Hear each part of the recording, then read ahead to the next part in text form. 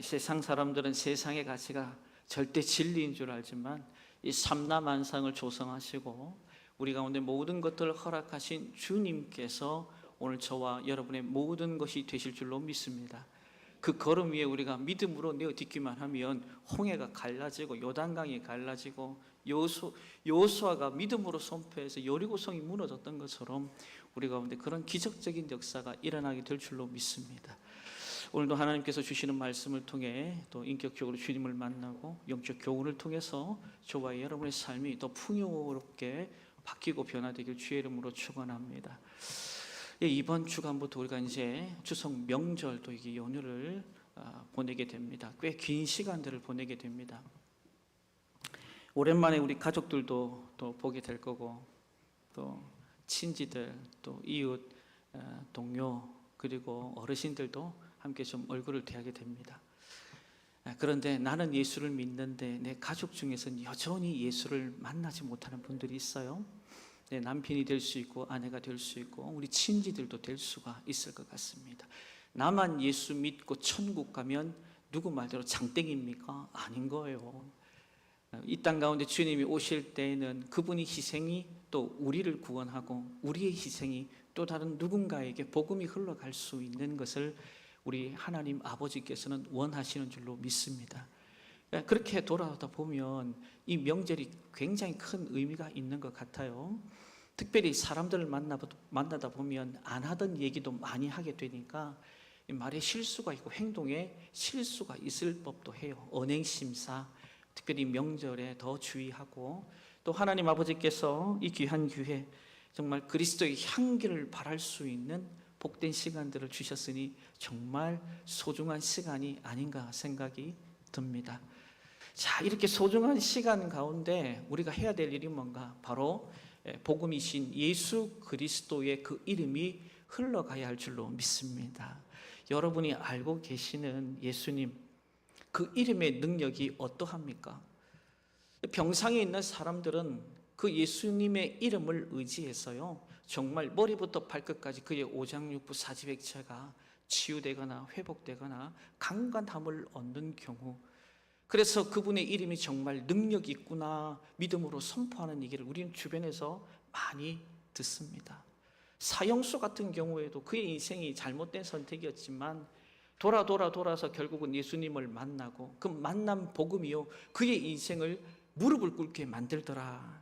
그리고 이 땅에 시선을 고정했던 것을 저 본향을 향해 주목하게 하는, 그건 세상의 그 무엇으로 불과합니다. 예수 그 이름 안에 그 능력 안에 있는 역사인 줄로 믿습니다.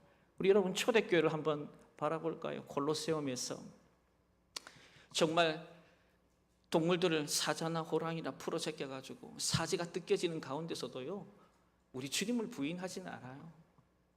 장작더미로 그들이요 얹혀지면서 몸에 기름을 붓게 하고 불을 붙여가지고 태움을 당하는 그 순간에도요 예수 팔지 않습니다. 왜요? 예수 안에 능력이 있고 죽음 이후의 부활을 그들은 믿었기 때문입니다. 그런데 어떤 사람은요 건축자의 버린 돌처럼 예수를 그렇게 취급합니다. 치부합니다.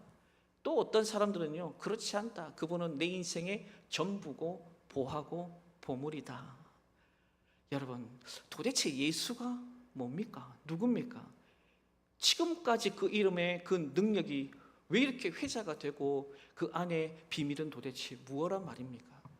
오늘 우리는요 본문의 말씀을 통해서 그 은혜의 자리로 나아가기를 원하고 그 능력이 저와 여러분의 것 되기를 원하고 그로 인해서 하나님의 뜻이 하늘에서 이루어진 것처럼 여러분의 삶의 지경 가운데 온전히 이루어지기를 주의 이름으로 축원합니다. 오늘 본문의 이야기는요 성전 미문에 앉아있던 한 안진뱅이로부터 시작을 합니다. 40년 동안 일어서 본 경험이 없어요. 근데 때마침 제3시, 6시, 9시 유대인들의 기도 시간이 정해져 있어요. 소망하기를 우리 시민교회 성도 여러분 가운데 여러분 개인이 골방을 회복하시길 주의 이름으로 축원합니다. 여러분 다른 것 없어요. 기도 외에는 이런 유가 날 수 없다라고 우리 주님께서도 명명하셨듯이 여러분의 삶 가운데 크고 작은 일들 앞에 발 동동 구르지 마요. 하나님이 다 아세요. 일용할 양식을 구하라고 말씀하고 계세요.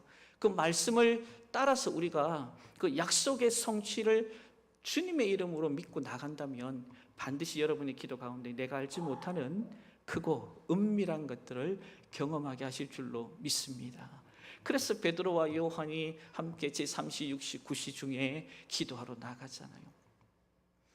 그런데 때마침 그 안진뱅이를 보면서 아이 컨택이 시작이 됩니다. 그리고 그 아이 컨택을 통해서 이렇게 입을 엽니다. 내가 내게 줄 수 있는 거 은금 없는데 나사렛 예수의 이름으로 명하노니 일어나 걸어라. 할렐루야. 여러분, 그런 여러분 안에 소망함들 있습니까? 지금 풀리지 않고 해결되지 않고 여전히 전전긍긍하는 삶의 문제, 여러분의 어깨를 짓누르고 삶의 모든 영역을 짓누르고 있는 그 삶의 문제들 앞에 특별히 다른 것 얹지 마세요. 외치지 마세요. 예수 그리스도 그 이름을 외치시길 주의 이름으로 축원합니다. 오늘 그 믿음이 있기 때문에 오늘 저와 여러분이 이 자리에 나온 거고 여러분의 삶의 문제를 혼자 전전긍긍하지 않는 거예요. 그리고 오늘도 그 믿음의 강구가 저와 여러분 삶 가운데 새 일을 하나님이 하시는 걸 반드시 보게 하실 줄로 믿습니다. 이렇게 좋은 일을 하면요 박수를 쳐야 되는데 기가 막힙니다. 오늘 본문에 등장하는 권력자들, 일명 제사장, 성전 맡은 자들, 사두개인들이 하는 이 행태를 보면 기가 막혀요. 여러분, 성도들이 잘 되면 박수 쳐주시길 주의 이름으로 축원합니다. 축원합니다. 우리 예진이 영광이 앞으로 잘 될 거야. 우리 박수 한번 쳐봅시다. 예. 여러분, 전 청년들이요 자기 일 바빠가지고 이렇게 나와서 특송하고 투순하는 거 쉽지 않아요. 그런데 잘 되면 이렇게 박수 쳐주면 좋은데 요즘은 뭐 한다고요? 사촌이 땅을 사면요 땅을 갈아 엎는데요. 희한합니다. 세태가 얼마나 악해져 가는지. 우리 시민교회 안에는 그런 성도들이 없길 주의 이름으로 축원합니다. 남의 집에 처자들이 시집 장가가면 박수 쳐줘야 돼요. 잘 됐다고. 승진하면요 내일처럼 기뻐해야 되는 거예요. 아멘 소리가 이렇게 적어서 큰일 나겠다. 남의 집 이야기해도 아멘 소리가 자꾸 귀에 들어가죠. 아이고 목사님 그 옆집에 뭐 집사님은 뭐 이렇게 풀리고 저렇게 풀리면 그렇게 박수 쳐주면 그 박수 소리를 누가 들으실까요? 하나님이 들으세요. 들으시고 너도 박수 받을 때가 분명히 온다. 기다려라. 기다려라. 그렇게 교회생활 신앙생활 해야지. 그게 막 안 입고 와가지고 아유 목사님 정말 신앙생활 하기 힘들어 죽겠어요 막. 아니에요. 하나님은 저와 여러분의 간절한 기도, 옆에 있는 성도들이 잘 되면 박수 쳐주는 그런 성도들을 주목하고 계실 줄로 믿습니다. 이 유대인들이요 특별히 사두개인들, 이 성전 맡은 자들, 이 제사장들 그룹이요 백성들에게 지도자의 모습을 전혀 보이지 않습니다. 오히려 그 일들을 행한 베드로와 요한을 감옥에 처박아 버려라. 이게 그 당시에 리더급들이 하는 행태였어요. 윗물이 맑아야 아랫물이 맑는데 윗물이 맑진 않아도 아랫물이 맑은 경우도 있어. 그래서 이들을 감옥에 가둡니다. 오늘 본문 2절에 이유를 이렇게 밝히고 있는데요 함께 읽겠습니다. 2절입니다. 시작. 예수 안에 죽은 자의 부활이 있다고 백성을 가르치고 전함을 싫어하여. 자, 여기서 보시면 이유가 두 가지 나옵니다. 첫째, 부활에 대한 이야기였어. 사두개인들은 부활을 안 믿었습니다. 그 급에 있는 사람들 또한 여기에 동조하지 않습니다. 근데 이 부활을 어디서부터 맛보았다고 얘기합니까? 예수 안에 죽은 자의 부활. 그 당시 예수 청년의 놀라운 역사들이 우리 사복음서에 등장하잖아요. 이 사람들은 기득권 세력이다 보니까 다른 누군가에게 자신이 지금 취하고 누리고 이런 모든 것을 뺏기는 것을 가만두고 볼 수 없는 사람들이었어요. 근데 부활 이야기가 나왔고 이게 예수란 이름과 결부가 되고 백성들을 가르침에까지 연결이 되니까 불안하고 두려운 거예요. 결국 그들은 증오하고 미워할 수밖에 없고 한 걸음 더 나가서 왜 그들을 감옥에 가둘 수밖에 없었는가? 바로 이 자존심 문제예요. 여러분, 지금 성전 미문 앞에 안진뱅이 있었죠. 여기 성전 그 구내에 있는 지역 안에는 세 사람들이 거주했습니다. 그 사람들이 방금 전에 얘기했지만 제사장이고요, 성전 맡은 자들, 그리고 사두개인들이었습니다. 그러니까 이들이 하던 역할이 뭐냐면 예배를 집례하거나 인도를 했어요. 그리고 백성들에게 하나님 말씀을 잘 지도하고 가르쳤습니다. 그 중에 탑 클래스가 누구냐면 대제사장이었습니다. 대제사장 입장에서는 그 성전 근방에서 일어난 일들이 자기들 안에서 뭔가 이루어졌었어야 돼. 다시 말하면 이 안진뱅이가 일어서는 것은 베드로와 요한의 몫이 아니라 누구의 몫이다? 자기들의 몫이고 역할이었는데 이게 좀 역전이 되어버린 거예요. 기가 막힌 거죠. 베드로가 고쳤다, 사도 요한이 고쳤다, 이게 기가 막힌 거죠. 그래서 그들의 속마음을 7절에 이렇게 담아 표현을 하고 있습니다. 함께 보겠습니다. 시작. 사도들 가운데 세우고 묻되 너희가 무슨 권세 누구의 이름으로 이 일을 행하느냐. 아멘. 40년 넘게 안전뱅이로 그 성전 미문에서 고통을 받았던 그 사람이 나은 것에 대한 별 관심 없어요. 지금 자신들의 자존심이 뭉개진 거예요. 누구에 의해서? 베드로와 요한에 의해서. 다시 말하면 이것 그냥 둬서는 안 되겠다 싶어서 그들이 최종 취했던 게 감옥에 처박는 거예요. 근데 감옥에 넣어서 이 모든 소요와 분쟁의 사태를 잠잠하게 만들려고 했어요. 여러분, 예수의 이름이 부딪히는 순간에는요, 박수, 손바닥이 맞아도 소리가 나는데 예수의 이름이 부딪히는 순간 그 사람, 그 인생, 그 나라와 민족은요 변화될 수밖에 없어요. 오늘 이 자리에 있는 저와 여러분들이 누구 때문에 여기 왔어요? 내 남편, 내 아내 때문에, 내 동료와 직장, 이웃들 때문에 온 것 같아요? 결국 그 근원 밑바닥을 들춰보면요, 그분이 그들과 함께 동력하였고 부딪히게 하고 만나게 하고 마음을 열게 한 거예요. 그래서 오늘 저와 여러분들이 이 자리에 있는 거고 복음을 듣는 거고 믿음 안에 살게 되는 줄로 믿습니다. 그래서 이들은요 감옥에 쳐넣으면 이들이 잠잠하고 소외도 잠잠해질 줄 알았는데 오히려 이 복음의 역사, 예수 그리스도 죽은 자의 하나님이 아니요 산 자의 하나님이신 그분이 일어나니 부딪히니 마주치니 결국 그 사람들이 3,000명이 5,000명으로 뿐 거예요. 인간의 힘으로 예수의 능력을 잠재시킬 수 있는 거 어떤 것도 없습니다. 그분은 잠재되어질 분이 아닙니다. 스스로 있는 자세요. 결국 3,000명이 5,000명으로 5,000명이 그 복음 안에서 오히려 그 권세자들, 권력자들이 요청했던 바랬던 그 일들이 일어나지 않습니다. 장난이 아닙니다. 사내들인 공의원이 소집이 됩니다. 그리고 이 일의 중심에 있었던 베드로와 요한의 신문이 들어가게 됩니다. 여러분, 이 정도 되면요 일반 사람도 쫄게 돼 있어요. 위축된다. 여러분 앞에 주어지는 모든 삶의 문제 앞에서 위축되지 마시기를 주의 이름으로 축원합니다. 우리 옆 사람에게 쫄지 마세요. 어깨 피세요. 좀 믿음으로 하랄 땐 하세요. 하나님께서 여러분에게 이야기하는 거예요. 기도원이 쫄고 있으니까 야야야 너는 강한 용사야. 왜 쫄고 있어? 상황을 보고 형편을 보면 내가 진짜 쫄 수밖에 없는데 하나님이 그렇게 말하니까 이게 뭐 어디서 그 근거를 찾지? 근거는 하나님이에요. 말씀이다 이 말이에요. 베드로와 요한은요 그런 위협 속에서도 그가 위축되지 않고 아주 당당하게 이야기해요. 10절 말씀 함께 읽겠습니다. 10절 시작. 너희와 모든 이스라엘 백성들은 알라. 너희가 십자가에 못 박고 하나님이 죽은 자 가운데서 살리신 나사렛 예수 그리스도의 이름으로 이 사람이 건강하게 되어 너희 앞에 섰느니라. 아멘. 조금도 쫄잖아요. 공관복음서 사복음서에 등장한 사도 베드로 만약에 요한 같았으면 바짝 쫄아가지고 이 생명 부자다가 덜덜덜덜덜덜덜. 이들은 알고 있었습니다. 나사렛 촌뜨기들이 뭐 안다고, 뭐 입을 열면 그 구변이 유창할 수 있으려고. 근데 이들이 생각했던 것 외의 모습으로 당당합니다. 사내들인 공회원들 70여 명의 많은 사람들, 운집해 있는 사람들 위축될 수밖에 없어요.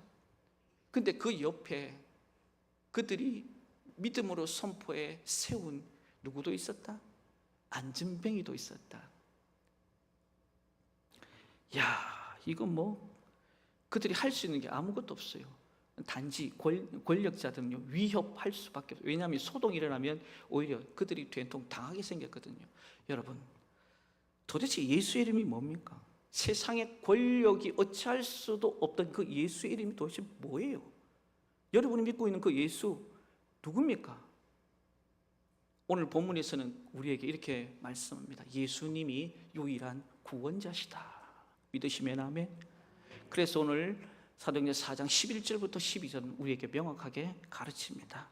함께 읽겠습니다. 시작. 이 예수는 너희 건축자들의 버린 돌로서 집 모퉁이의 머릿돌이 되었느니라. 다른 이로서는 구원을 받을 수 없나니 천하 사람 중에 구원을 받을 만한 다른 이름을 우리에게 주신 일이 없음이라 하였. 아멘. 여러분, 이게 핵심이 뭡니까? 예수는 곧 구원이다 라고 말합니다. 이 구원은요 두 가지예요.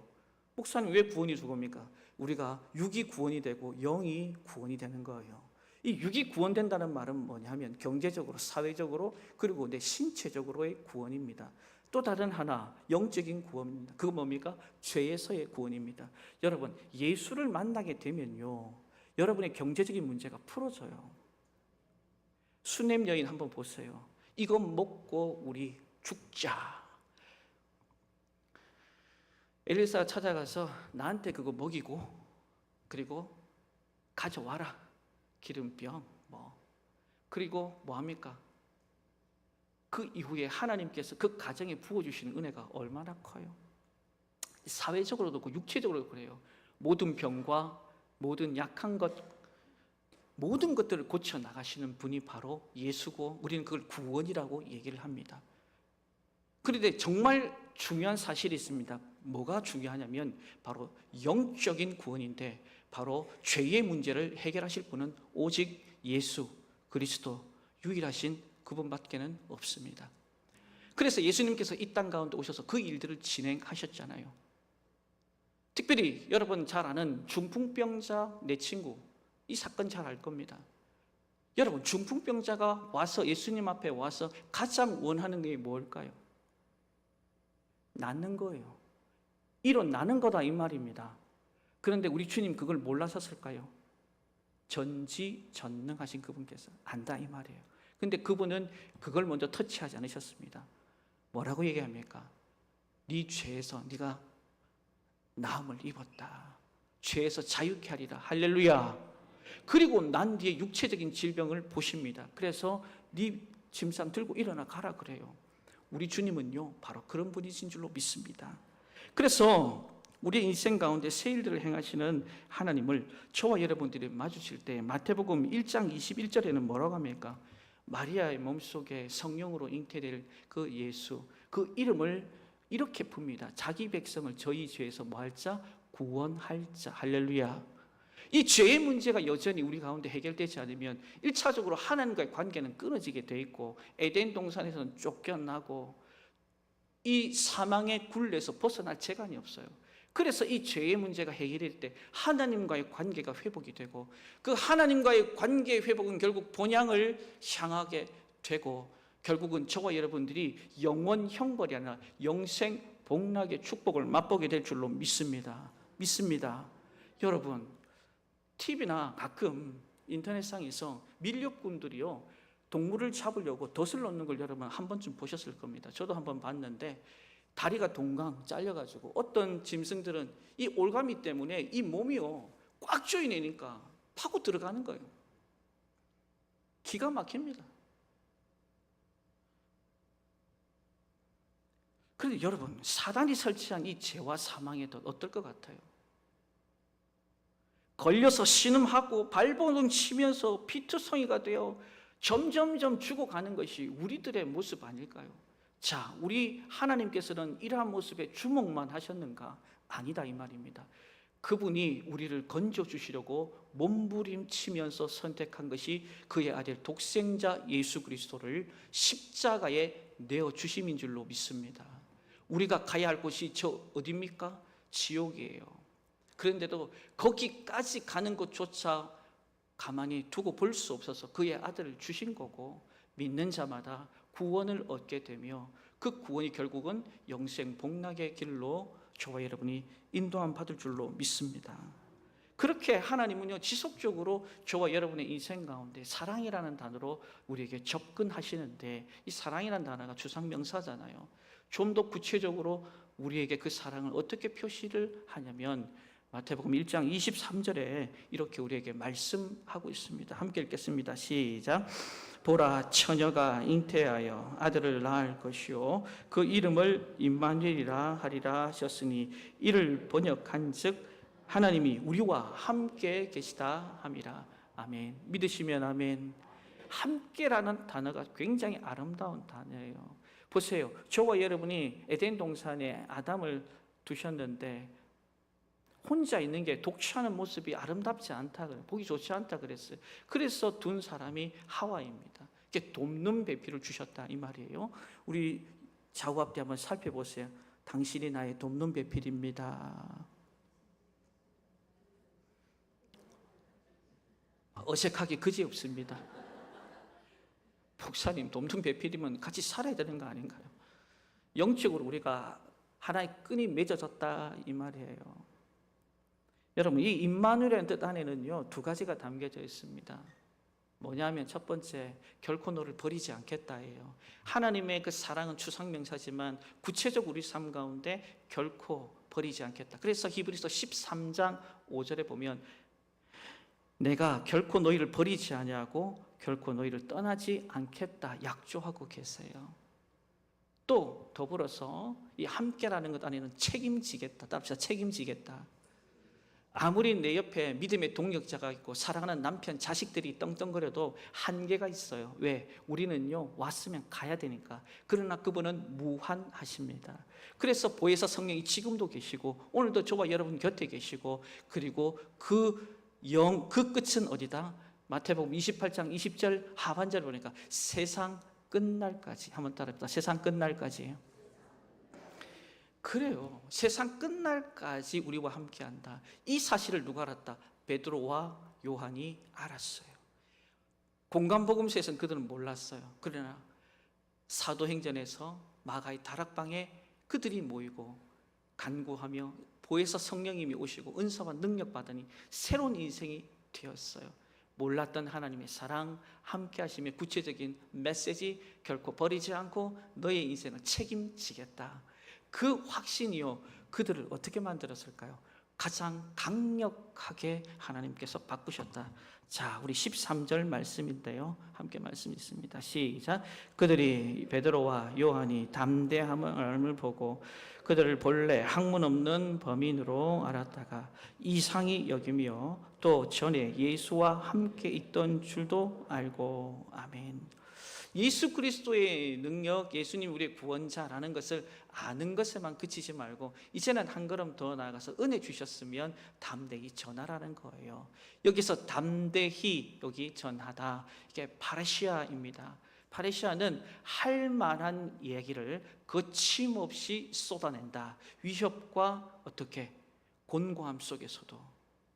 이것이 사도행전의 가장 핵심이에요. 파레시아. 그래서 복음을 전하는 이들, 성령에 충만한 이들, 그리고 증인으로서 나타난 이들의 대표적인 특징, 담대함, 파레시아이기 때문입니다.